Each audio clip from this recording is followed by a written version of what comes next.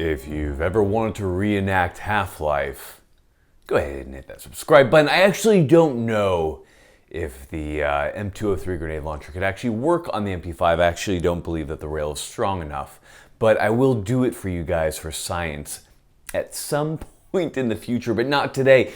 Guys, like and comment section is absolutely out of control. If you guys are looking to support the channel, the biggest support of the channel right now is Big Daddy Unlimited. Big Daddy Unlimited is like Costco of the gun world. 99 cents for the first month, and then you get super sick deals. Get in there, check it out, link right below. LX Ammunition, Vertex, my normal great supporters. Let's go ahead and thank them. Ladies, gentlemen, and my often forgotten, but not by me, Pec 16s, welcome to the channel, Marine Corps. Today we're going to be talking about a very anticipated firearm that was recently released by Heckler and Koch. So that is the SP5. If you're not aware of why it's such a big deal, the reason is because up until they released the SP5, it was very hard to get your hands on a real deal H&K manufactured MP5 variant of any type. So now they are making full-blown MP5 clones. Now, MP5 clones aren't anything new. Tons of companies have produced some good, some bad. Most famous one, I think, right now is perhaps Zenith. Of course, you have the excellent MP5 and roller delayed makers over at Dakota Tactical. And of course, Omega. Lots of great companies out there. But it's really cool to be able to own kind of the real deal Heckler and Koch SP5. So what we're going to do with this video is we're going to go ahead and we're going to run through this entire build. We're going to talk about what they've done, what's good, what's not so good, how it compares to Zenith, and a couple of the other MP5 clones that I've dealt with up until this point. And we're going to go ahead and we're going to delve into it. Now, full disclosure time, as far as my relationship goes with H&K, the SP5 was provided to me for review, ammunition, all provided for by me. Thank you to myself. So beyond that, there's nothing weird going on between me and HK, no money is exchanged or anything like that. That is disclosure when it comes to the my relationship with H&K. So without further ado, let's go ahead and let's get into it. We're gonna do what we normally do. We're gonna go tip to butt. I have changed a couple things on this. Most specifically, we of course now have a butt stock. So the SP5 as it comes from Heckler & Koch comes with just a tail cap. So you can attach like a sling to it because it comes in pistol form as it is imported. Kind of a pain in the ass. But I went ahead and I SPR'd this one and added my own A3 stock because I really like the way they look. And I kind of wanted kind of a classic MP5 look to this particular build. In any case, let's go ahead and let's get into it and talk about what makes this firearm what it is. So to get out of the way, this is a genuine H&K manufactured in Germany by people very familiar with roller delayed weapons. So pretty cool that we have this. All right, starting at the muzzle. So we have two ways to mount a suppressor. We have the 1/2x28 threads, which works very well, or we have the tri-lug. I love the tri-lug design for pistol caliber carbines. It's very easy to attach. You simply get it lined up, push it down, and then rotate it, and it is attached. And you have a suppressor on your weapon. It's very easy to detach. Just go ahead and press it down, rotate, and it pops right off. I haven't found that the tri-lugs get stuck any more than other cans do, and I just really love the simplicity of the design. So in any case, you have two different ways to attach it. I do prefer the tri-lug method, mostly because it gets it kind of all the way down onto the barrel, and I know it's stupid, but I like the way it looks, how it's snugged all the way up, versus if you do a threaded mount, it kind of has that little bit of the tri-lug kind of exposed. Kind of lame, but I just love the way the tri-lug suppressors fit on these particular firearms. Barrel. So the barrels on the MP5s are really cool. So this is no different. We have a cold hammer forged navy chrome lined barrel. Absolutely perfect. What you'd want out of a barrel. I've found that these particular models to be exceptionally accurate.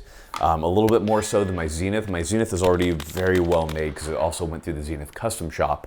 So at the MP5, I'm typically holding around 3 MOA, about 50 yards, and I'm sure I could probably push accuracy a little bit more, but I find 3 to be pretty damn good on a pistol caliber carbine. So that's exceptional accuracy. In my mind, it can hit what I need it to hit within the effective range of the 9mm. around probably 150-ish. I'd be surprised, 200 possibly. That's getting about to the maximum range of the 9mm. So within its effective range, it's quite a accurate firearm. So good on them there with the barrel and everything that they've done.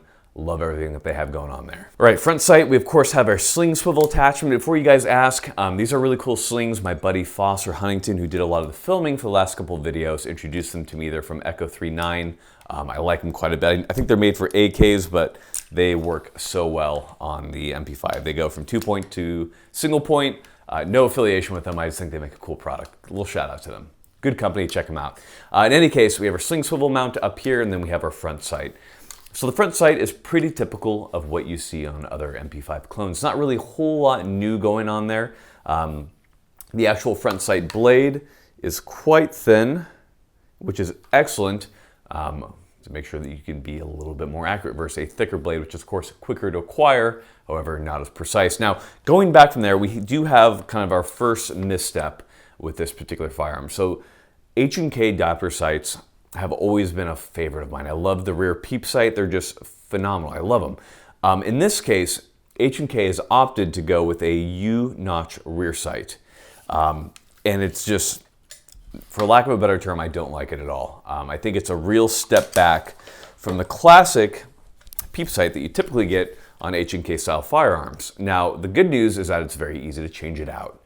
But I just wish it would have come from the factory with that kind of normal mount, that normal rear sight. It's just something I wish they would have done. So it's about $50 to replace it. I'm probably just going to pull it off this Zenith right here, since I mean, I'm certainly not using the iron sights on this, but just kind of a bummer. I don't find them easy to use or intuitive to use. I am plenty accurate with them, but just change them out when you get this firearm. An extra $50 is going to save you a lot of heartache unless you do add some type of optic to it. Now, when it comes to the MP5, there's a couple different ways you can add optics. You can either add a rail that's welded onto the top, or you have some type of claw mount. Now, in this case, they've gone with a classic streamlined look, so in that case, you're going to have to go with some type of claw mount. Now, there are tons of great ones out there. I love the B&T low mounts. There are other different types of mounts that just put a rail on there. H&K Parts is a really good source for that.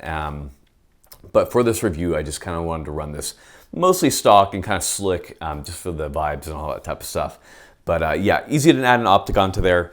A quick note for you guys is that when you add the optic, if you're using a typical MP5 stock, you're going to have some issues with height over bore. So it's something to think about when you're adding it. If you have a super tall optic, you're going to get like a off chin weld.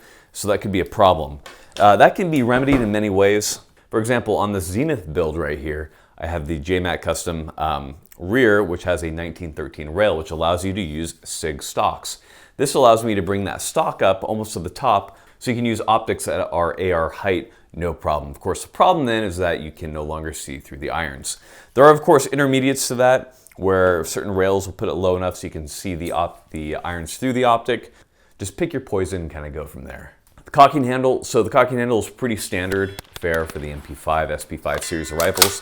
Now, what is cool, that's kind of harder to show, is how smooth it is.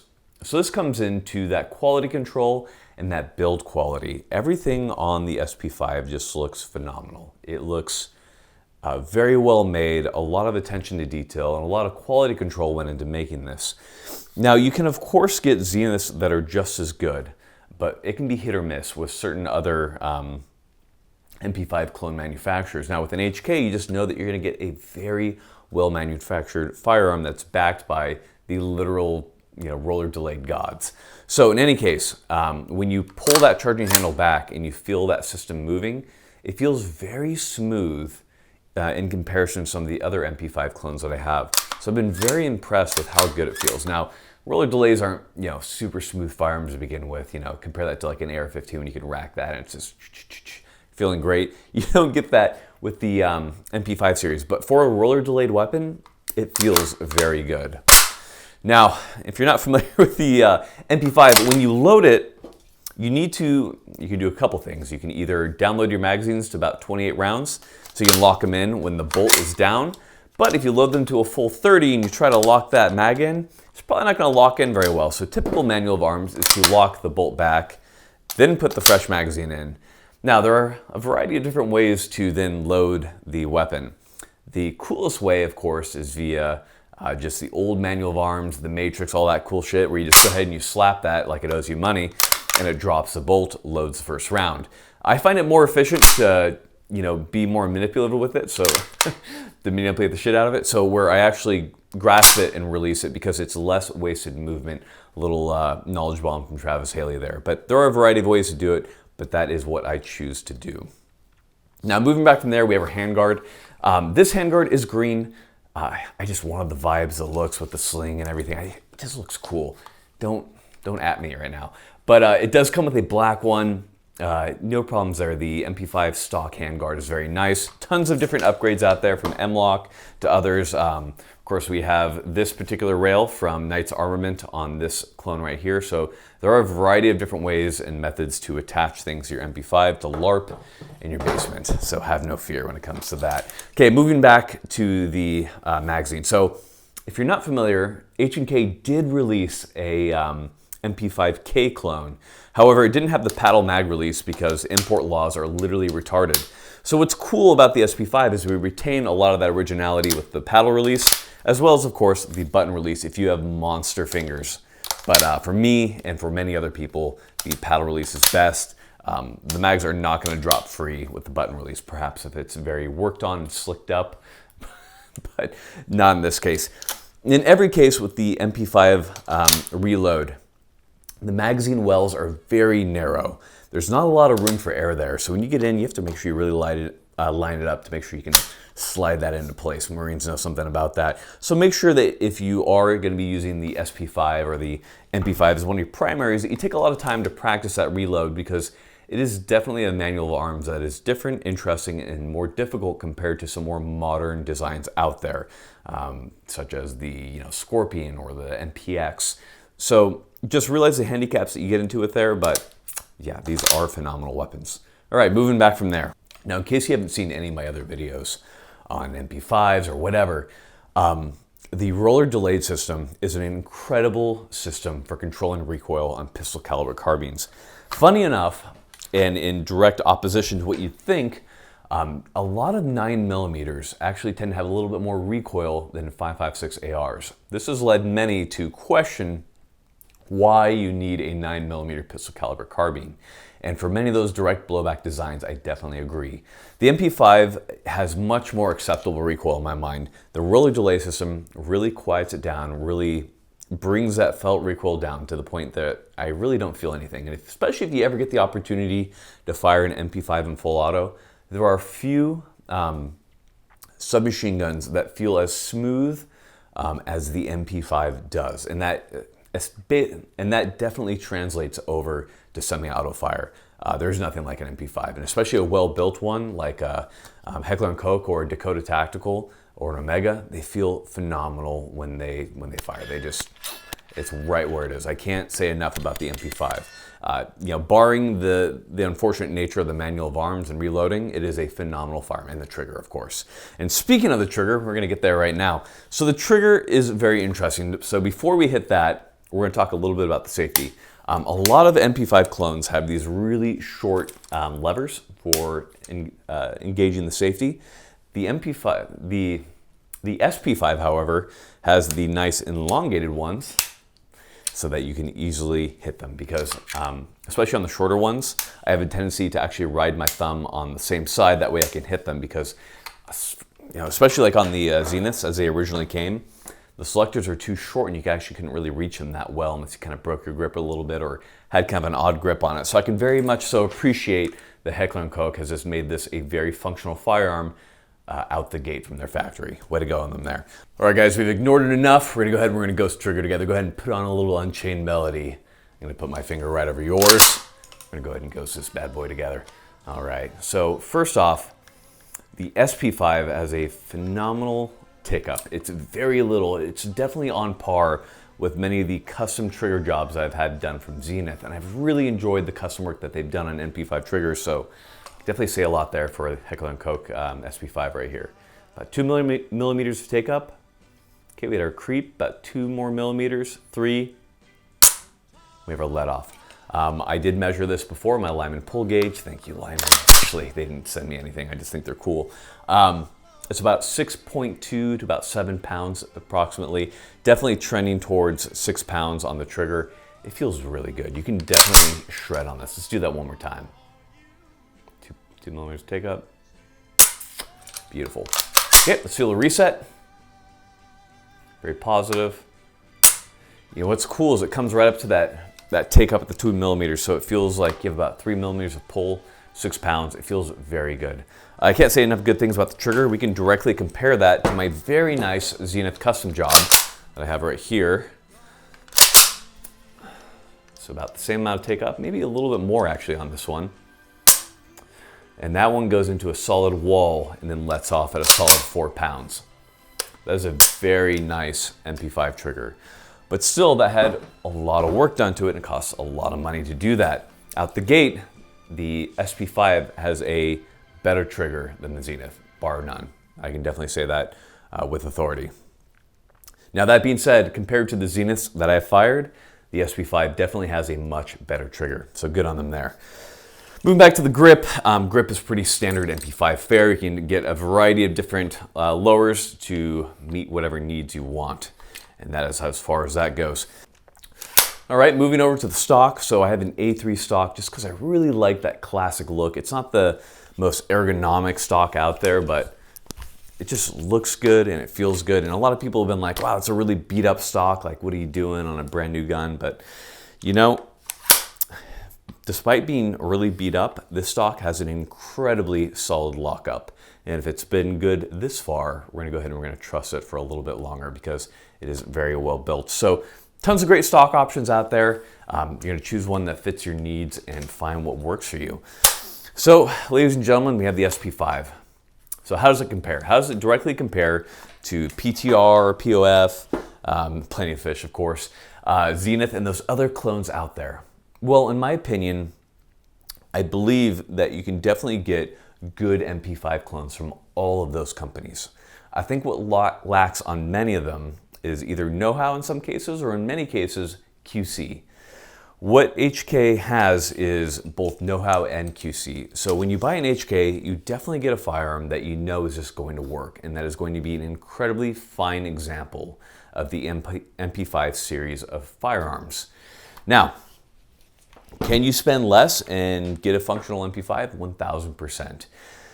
And that is the thing. So when it comes to Zenith, it makes a lot of sense to me to buy an HK. Zenith is around, it depends for the model and all that type of stuff, around $2 grand, $2,100. Street price on the H&K right now is a little high, about 2.5, 2.4, somewhere right around there. So you're spending about $400 or $500 more. But in my opinion, you're getting a much better firearm compared to the Zenith. Now, it's not docking Zenith or anything like that. It's just hard to compete with the original when it comes to that type of stuff. When it comes to the POF clones, PTR, all that kind of stuff, I haven't done in-depth reviews on those yet, so I can't speak with that much authority on how they directly compare in longevity-wise to this particular firearm. But we will do those comparisons in the very near future, but I can definitely say that if you have the money, the SP5 is a wonderful buy and you will not be sad about having this. It is a cool firearm, iconic in every way, and I love it. Is it worth the price? Well, that's a lot of money. And if you don't already have like a good, just kind of all-around rifle, this probably isn't something you're gonna wanna drop cash on right away. You probably might wanna get like a good AR-15 and a carry gun and all that type of stuff. But if you have the funds, this absolutely rocks. But you know what? Is if you don't have training, none of this is going to matter. So make sure that you get out there and get training. Tons of great places to get training from. We of course have Darcy, Esoteric, Haley Strategic, Cogworks, Bear Solutions, Core Vision, Pat McNamara, tons of great guys out there. Get out there and get that training. That's what really matters to make you a good shooter. Ladies, gentlemen, thank you so much for watching. Tons more coming in the future. Appreciate you guys so much. I've got nothing else for you. Last thing for you guys, pretty simple message, kindness. Everybody is going through life. Everybody makes mistakes. Everybody has something going on. Maybe people snap or something like that. Snapping back, responding in anger is never a good thing. Let's be a little more kind out there. Let's be nice to somebody, just randomly. Just spread that kindness, make the world a better place, because I think that's ultimately what matters on all this. Love you guys so much. You know, if you guys have gotten this far, you are my ultra fans. You know, the biggest way to support me is Patreon. Patreon directly supports the channel, lights, cameras, all this stuff. And I can't thank you guys enough for my current Patreon supporters. You guys have made this channel a better place in the couple months that we've been doing this. You guys absolutely rock. Love you guys. Very last thing, actually, we do have a new thing, investments, right? So hit up a company about gold investments because I think that precious metals, and silver as well, make a lot of sense. So we have a company right now, Birch Gold, that you can directly work through this link right below, and you can buy gold and invest in it. So it's definitely an option. Stocks aren't always the way to go. There's a lot to be said about precious metals. I'm not going to sell it too much, but if you're looking to buy gold, Birch Gold are great people. So definitely go and check them out. Love you guys. Thank you so much for watching. Really appreciate you guys and all the support you've given me these last couple of years. Thank you so much. Take care.